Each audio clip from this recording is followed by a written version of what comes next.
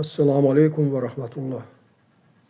Aziz xalqımız, hörmətli dostlar, özəlləşdirmə çekləri üzrə Facebook qrupunun üzvləri, hər birinizi Allahın adı ilə salamlayıram və sizin diqqətinizə özəlləşdirmə çeklərini satmayıb 29 ildir ümidlə saxlayan bacılar və qardaşlara, deputatlara və xalqımızın bütün qeyrətli oğullarına və qızlarına müraciəti təqdim edirəm. Dostlar, tezliklə ali məhkəmə olacaq. Bəs biz nə etməliyik? Xahiş edirik, diqqətlə qulaq asın və paylaşın. Rəy yerində öz fikirlərinizi və öz sözlərinizi yazın. Hüquqşünas və iqtisadçı alimlərin dediyi kimi, qanunla hər özəlləşdirmə payı maddi dəyəri olan əmlak payına bağlıdır və qanunla inflyasiyadan qorunan olduğundan bugün üçün ən azı 40 min manat dəyərində səhm payı düşür. Mülkiyyət hüququ olan özəlləşdirmə payları verilən zaman qüvvədə olan qanunla bütün özəlləşdiriləcək orta və iri müəssisələrin 65%-nin dəyərinin ödənilməsi ancaq özəlləşdirmə çekləri ilə aparılmalıdır. Qanunla qoyulmuş bu qayda və hüquq sonradan konstitusiyaya zidd olaraq dəyişdirilə bilməz. Dostlar, bilin ki, qanunla gec və ya tez ancaq sokar özəlləşdirilərsə, onun səhmlərinin 65%-nin dəyəri çeklərlə əvəzlənməlidir. Vətəndaşlarda qalan 1.500.000 özəlləşdirmə payının hər birinə qanunla ən azı 40 min manat dəyərində səhm payı düşür. Azərbaycan İnvestisiya Holdingində özəlləşdirməyə açıq olan onlarla belə dövlət əmlakları var. Bundan başqa, xarici və yerli şirkətlərə icarəyə verilmiş dövlət əmlakları da gələcəkdə özəlləşdiriləcək. Yəni, hüquqşünas alimlərin də dediyi kimi, dövlət qanunla zəmanət verdiyi özəlləşdirmə çeklərinin inflyasiyadan qorunan maddi ekvivalent dəyəri bugün dövlət komissiyası yaradılaraq hesablanarsa, bəlkə də 100 min manat olar. Qanunla əgər özəlləşdirmə çekləri dövlət tərəfindən qanunverici ilə dövrədən çıxarılmayıbsa, özəlləşdirmənin çeklərsiz aparılması xalqa qarşı cinayətdir. Qanunla özəlləşdirmə payının pul və ya dövlət qiymətli kağızı olan özəlləşdirmə çekləri formasında verilməsindən asılı olmayaraq, özəlləşdirmə paylarından istifadə edə bilməyən vətəndaşlar, dövlət investisiya fondları yaradılanda öz paylarını bu fonda qoyaraq hər il dividend almalı idi. Hətta mərhum prezident Heydər Əliyev 1996-cı ildə öz çıxışlarında xalqımıza söz verdi və vəd etdi ki, 5, 10, 15, 20 il keçsə də hər bir vətəndaş öz əmlak payını almalıdır. Çünki bu, ata-babalarımızın qanı, canı və bizim əziyyətimiz hesabına qurulmuş dövlətdən düşən miras mülkiyyət payıdır. Bu mülkiyyət hüququ Heydər Əliyevin və dövlətin həmin dövrdə qəbul etdiyi qanunlarda 450 nömrəli fərmanla təsdiq olunmuş özəlləşdirmə payları barədə əsasnamədə və konstitusiyada öz əksini tapıb. Bildiyiniz kimi, dövlət özəlləşdirmə çekləri qanunla verilib. Mülki məcəllədə mülkiyyət hüququ verən qiymətli kağız olduğu açıq-aydın yazılıb. Bu isə o deməkdir ki, sonradan qəbul olunan heç bir qanun və ya fərman bu çeklər verilən zaman qüvvədə olan qanun qaydalarını konstitusiyaya zidd olaraq nə məhdudlaşdıra, nə də ləğv edə bilər. Bildiyiniz kimi 700 adamın iddiası və 3500 adamın 3-cü şəxs kimi iştirak etdiyi məhkəmə işi ali məhkəmədə baxılması üçün göndərilib. Bakı İnzibati və Apellyasiya məhkəmələri qərəzli şəkildə heç bir sənəd və hüquqi fakt olmadan Əmlak Komitəsinin şifahi sözü əsasında 2011-ci ildə özəlləşdirmə çeklərinin dövrədən çıxarıldığını və bu səbəbdən vətəndaşların bir illik kompensasiya tələbi üçün vaxtın keçdiyini yazaraq iddianı qəbul etməyiblər. Bütün xalq bilir ki, bu belə deyildir. Çünki qiymətli kağızların dövrədən çıxarılmasına əvvəllər qanunverici ilə cavabdeh olan ali dövlət orqanlarının, həm qiymətli kağızlar komitəsinin, həm də Maliyyə Nəzarət Palatasının rəsmi sənədlərində 2017-ci ilə qədər özəlləşdirmə çeklərinin dövrədə olduğu, dövrədən çıxarılması qaydaları hələ hazır olmadığı üçün özəlləşdirmə çeklərinin gələcəkdə dövrədən çıxarılacağı barədə hüquqi faktlar öz təsdiqini tapıb və bu sənədlər məhkəməyə də təqdim olunub. Dostlar, çox adam, hətta bəzi hüquqşünaslar dövriyyə, tədavül və tədiyyə nə olduğunu hələ də bilmir. Dövriyyəyə buraxılma hər hansı mülkiyyət hüququ verən daşınar və ya daşınmaz əşyanın, o cümlədən qiymətli kağızların istehsal olunaraq əvəzli və ya əvəzsiz olaraq verilməsidir. Məsələn, Pullar dövriyyədə tədiyyə ödəmə vasitəsidir. İstiqrazlar isə dövriyyədə tədavül vasitəsidir. Yəni satıla və banka girov qoyula bilər. Diqqət edin, özəlləşdirmə paylarının, çeklərinin başqa qiymətli kağızlardan üstün sənəd cəhətlərindən biri odur ki, çeklərin dövriyyədə həm tədavül, həm də ödəmə tədiyyə vasitəsi kimi istifadə olunması birbaşa qanunla tənzimlənib. Diqqət edin, özəlləşdirmə payları, çekləri qanunla 3 illik tədavül vasitəsi idi. Yəni bu 3 ildə çeklər satıla və bankda girov qoyula bilərdi. Bu ən çox investorlar üçün maraqlı idi. Ancaq çeklərini satmayan vətəndaşlar və investorlar üçün qanunla bütün özəlləşdiriləcək orta və iri müəssisələrin 65%-nin dəyərinin ödənilməsi zamanı çeklər bütün özəlləşdirmə dövründə müddətsiz olaraq ödəmə tədiyyə vasitəsi idi. Özəlləşdirmə qanununun icrası üçün Heydər Əliyevin imzaladığı və bugün də qüvvədə olan özəlləşdirmə çekləri haqqında əsasnamənin 5-ci bəndi ilə bütün özəlləşdirmə dövründə ödəmə vasitəsi kimi çeklərin qəbulundan imtina etmək qəti qadağan olunur. Yəni, tədavül vasitəsi kimi çeklərin dövriyyədə istifadəsi qanunla dayandırıla bilər. Ancaq qanun bu halda özəlləşdirmə paylarının yenə də dövriyyədə qalmasını və ödəmə tədavül vasitəsi kimi bütün özəlləşdirmə dövrü üçün istifadəsini birbaşa tənzimləyib. İmperativ qayda olaraq özəlləşdirmə zamanı istifadə olunmayan özəlləşdirmə payları qanunla ancaq və ancaq dövlət tərəfindən yaradılacaq investisiya fondlarına qoyularaq dövriyyədən çıxarıla bilər. Mərhum Heydər Əliyev vəfatından sonra Prezident İlham Əliyevin etibarından sui-istifadə edən oliqarx məmurlar 2004-cü ildə ilk dəfə olaraq qanun qüvvəsində olmayan fərmanla güya özəlləşdirmə çeklərindən istifadə müddətini artırmaq adı ilə ödəmə tədiyyə vasitəsi kimi müddət qoydular. Yəni dövlət cinayəti edilərək özəlləşdirmə payı olaraq mülkiyyət hüququnu təsdiq edən və dövlət investisiya fondları yaradılana qədər bütün özəlləşdirmə dövrü üçün dövriyyədə ödəmə vasitəsi kimi istifadəsi qanunla qorunan bir qayda konstitusiyaya tam zidd olaraq 2004-cü ildə 75 nömrəli fərmanla məhdudlaşdırılaraq sonradan ləğv olundu. Bu isə konstitusiya qanunlarının və beynəlxalq insan hüquqlarının çox kobud pozuntusudur. Burada xüsusi bir qeyd də edim ki, vətəndaşların, deputatların və məhkəmənin bilməsi vacib olan iki şey var. 1. Konstitusiya və qanunla mülki məcəllədə maddə 153.3 əmlakın fiziki və hüquqi şəxsin mülkiyyətində Azərbaycan Respublikasının dövlət və ya bələdiyyələrinin mülkiyyətində olmasından asılı olmayaraq əmlaka mülkiyyət hüququnun, əmlaka sahiblik, ondan istifadə və ona dair sərəncam hüququnun əldə edilməsi və ona xitam verilməsi xüsusiyyətləri yalnız qanunla müəyyənləşdirilə bilər. Eyni zamanda, bu ikinci bənddir, eyni zamanda konstitusiyaya əsasən heç bir fərman mülkiyyət hüququndan istifadəni, yəni qanunla dövlət qiymətli kağızı olan özəlləşdirmə çeklərindən bütün özəlləşdirmə dövründə tədiyyə ödəmə vasitəsi kimi istifadəsini dayandıra bilməz. 15 ildir ki, özəlləşdirmə qeyri-qanuni şəkildə aparılır. Çünki bugün qüvvədə olan özəlləşdirmə qanununun 10-cu maddəsi ilə özəlləşdirmə çekləri ödəmə vasitəsi hesab olunur.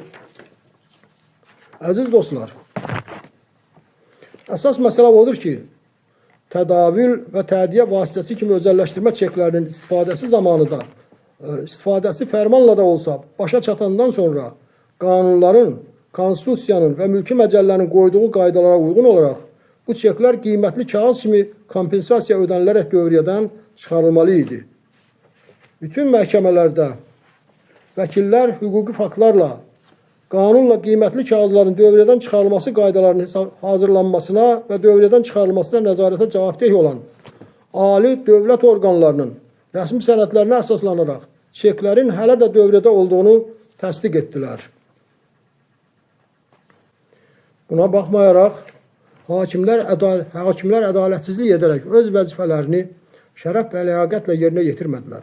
Onlar Əmlak Komitəsi nümayəndəsinin heç bir rəsmi sənədə əsaslanmadan şifahi sözü ilə deyilmiş bir yalana hüquqi qüvvə verməyə çalışırlar. Ən əsası isə məhkəmələrin köməyi ilə oliqarx məmurlar öz cinayətlərini cənab prezidentin üstünə atmaq istəyirlər. Məhkəmədə Əmlak Komitəsi nümayəndələri çekləri prezident dövriyyədən çıxarıb deyirlər. Cənab Prezident öz fərmanında 2011-ci il 1 yanvara qədər istifadə olunmayan çeklər dövriyədən çıxarılır yazmayıb. O açıq aydın qanunvericiliklə dövriyədən çıxarılır yazıb. Hakimlər qanunvericiliyi saymayaraq fərmanı xaincəsinə öz istədikləri kimi, yəni çekləri Prezident dövriyədən çıxarıb kimi yozması heç bir hüquqi fakta və sənədə əsaslanmadan şifahi olaraq deyilmiş yalan əsasında çıxartdığı qərar açıq aydın Cənab Prezidentə və xalqa qarşı düşmənçilikdir.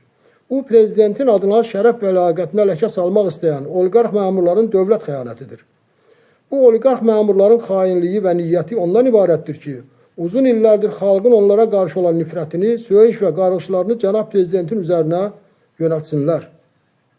Biz müzəffər Ali Başkomandan kimi Cənab Prezidenti sevdiyimiz və inandığımız üçün belə fikirləşirik. Ümid edirik ki, ali məhkəmədə qeyrətli və vicdanlı hakimlər var və onlar ədaləti bərpa edəcək və bu qanunsuzluğu aradan qaldıracaq. Cənab Prezidentə düzgün məlumat veriləcək. Dostlar, ali məhkəmədə indi deyəcəyim suallara rəsmi cavab olmadan qərar qəbul edərsə, bu artıq həm Cənab Prezidentə, həm də xalqa qarşı cinayətdir. Bu, Azərbaycan tarixində ən böyük dövlət cinayət kimi yadda qalacaq. Heç bir məhkəmə iki ali dövlət orqanından suallara aydın cavab almadan şifahi sözlə qərar qəbul edə bilməz. Bu, cinayətdir. Əmlak məsələləri dövlət xidməti məhkəmələrdə vermiş, lakin cavabsız qalan bu iki sualın cavabını mütləq verməlidir. 1. Dövlət özəlləşdirmə çeklərinin emitenti kimi əmlak məsələləri Dövlət Komitəsi tərəfindən özəlləşdirmə qiymətli kağızı olan dövlət özəlləşdirmə çeklərinin dövriyədən çıxarılması üçün qanunvericiliklə səlahiyyətli dövlət orqanı olan Azərbaycan Respublikası Mərkəzi Bankına və ya əvvəllər buna səlahiyyətli olan Azərbaycan Respublikası Dövlət Qiymətli Kağızlar Komitəsinə yaxud Azərbaycan Respublikası Maliyyə Bazarlarının Nəzarət Palatasına rəsmi müraciət edibmi və nə vaxt edilib? İkincisi, əgər özəlləşdirmə çekləri dövriyədən çıxarılıbsa, bu zaman hər özəlləşdirmə çekinə düşən kompensasiyasının miqdarı nominal olaraq neçə manat qoyulmuşdur? Bütün vətəndaşlar gözəl bilir ki, bunların heç biri olmayıb. Bu səbəbdən də Əmlak Komitəsi nümayəndələri məhkəmələrdə bu suallara cavab verməkdən imtina etdilər. Biz məhkəmələrdə təsdiq edirik ki, özəlləşdirmə çekləri Prezidentin öz fərmanında yazdığı kimi qanunvericiliklə dövriyədən hələ də çıxarılmayıb. Eyni zamanda məhkəmələrdən xahiş və tələb edildi ki, əgər vəkillərin sizə təqdim etdiyi iki ali dövlət orqanının rəsmi sənədlərinə inanmayırsınızsa, qiymətli kağızların dövriyədən çıxarılmasına dair dövlət adından nəzarət edən və qaydalarını hazırlayan Mərkəzi İcra Hakimiyyəti orqanı olaraq Mərkəzi Bankdan bu 7 suala cavab aldıqdan sonra qərar verin. Birinci sual. Azərbaycan Respublikasının Mərkəzi Bankı və ya əvvəllər buna səlahiyyətli və cavabdeh olan Azərbaycan Respublikasının Dövlət Qiymətli Kağızlar Komitəsi yaxud Azərbaycan Respublikası Maliyyə Bazarlarına Nəzarət Palatası tərəfindən dövlət özəlləşdirmə çekləri dövriyədən çıxarıldı mı? İkinci, əgər dövriyədən çıxarılıbsa, bu hansı tarixdə, hansı normativ hüquqi akta, normativ xarakterli və qeyri-normativ xarakterli akta əsasən həyata keçirildi? 3. Əgər dövriyədən çıxarılıbsa, bu zaman hər özəlləşdirmə çekinə düşən kompensasiyanın miqdarı nominal olaraq neçə manat qoyulmuşdur? 4. Azərbaycan Respublikası Mərkəzi Bankının arxivində qiymətli kağızların dövlət reyestrində dövlət özəlləşdirmə çeklərinin dövriyədən çıxarılması barədə müvafiq qeydlər mövcuddurmu? 5. Əgər dövriyədən çıxarılıbsa, dövlət özəlləşdirmə çeklərinin dövriyədən çıxarılması haqqında məlumat qiymətli kağızların dövlət reyestrində müvafiq qeydlər edildiyi gündən 7 iş günü müddətində rəsmi məlumat kütləvi informasiya vasitələrində dərc olunubmu? 6. Azərbaycan Respublikasının Mərkəzi Bankı və ya əvvəllər buna səlahiyyətli və cavabdeh olan Azərbaycan Respublikası Dövlət Qiymətli Kağızlar Komitəsi yaxud Azərbaycan Respublikası Maliyyə Bazarlarına Nəzarət Palatası tərəfindən qanunvericiliyə uyğun olaraq hazırlanmalı olan dövlət özəlləşdirmə çeklərinin dövriyədən çıxarılması qaydaları mövcuddurmu? 7. Dövlət qiymətli kağızları haqqında bütün məlumatlar dövlət əhəmiyyəti daşıyır və qanunla qorunur. Əgər özəlləşdirmə çekləri dövriyədən çıxarılıbsa, bu zaman hər özəlləşdirmə çekinə düşən kompensasiyanın miqdarı nominal olaraq neçə manat qoyulmuşdur? Dostlar, paylaşın ki, hamı bilsin. Beləliklə, haqqı və ədaləti bərpa edək. Azərbaycan Respublikası Məhkəmə Hüquq Şurasının sədri cənab İnam Kərimova müraciət edin. Bu suallara cavabı məhkəmələr Əmlak Komitəsindən və Mərkəzi Bankdan mütləq tələb etməli idi. Ancaq qanunsuzluq edərək etmədilər. Dostlar, bugün nə etmək lazımdır? Siz hərəkət etməsəz, öz-özünüzə kömək etməsəz, deputatlara müraciətlər etməsəz, bu oliqarx məmurlar sizin haqqınızı yeyəcəklər. Öz deputatlarınızdan xahiş edin, bu cinayətə göz yummasınlar, sizə və xalqa dəstək olsunlar. Xahiş edin, öz borclarını ləyaqətlə yerinə yetirsinlər. Cənab Prezidentin adına ləkə salmaq istəyənləri, xalqın Prezidentə olan sevgisini nifrətə çevirmək istəyənləri ifşa etsinlər. Cənab Prezidentə düzgün məlumatı çatdırmağa yardım etsinlər. Biz inanırıq ki, Prezident heç vaxt atasının xalqa vədini, konstitusiya və qanunları pozmaz. Çünki bu, xalqa və dövlətçiliyimizə qarşı cinayətdir. Bu işi ancaq Prezidentin etibarından sui istifadə edən məmurlar edə bilər. Əgər ali məhkəmədə ədalətsizlik edərsə, vətəndaş olaraq hamı Avropa məhkəməsinə şikayət etmək məcburiyyətində qalacaq. Dostlar, çox maraqlıdır ki, əvvəllər hamı Kərəm Həsənovu söyürdü. Ancaq özəlləşdirmə çekləri qrupunun ağsaqqalları 15 aprel 2025-ci ildə prezident aparatında onun qəbulunda olanda o açıq aydın bir mesaj verərək vətəndaşların qanunla bağlı, qanunla haqlı olduğunu izahını vermişdir. Demişdir ki, əgər özəlləşdirmə çekləri qanunvericiliklə dövrədən çıxarılmış olsaydı, o zaman bu çeklər 100 minlərlə insanın evində sağ-salamat qalmazdı. O demişdir ki, dövrədən çıxarılan qiymətli kağızlar qanunla mütləq şəkildə məhv edilməli idi.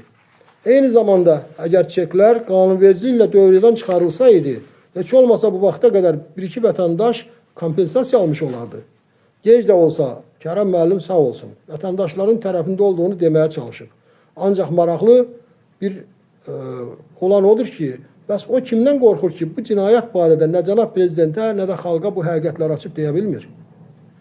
Dostlar, qədim kitablarda yazırlar ki, eyni vaxtda 40 adam tam ürəkdən 40 gün eyni duanı edərsə, bu hadisə mütləq baş tutur. Ancaq sizdən xahiş edirik, qarğış duası yox. Gəlin hələlik alqış və kömək duası edək.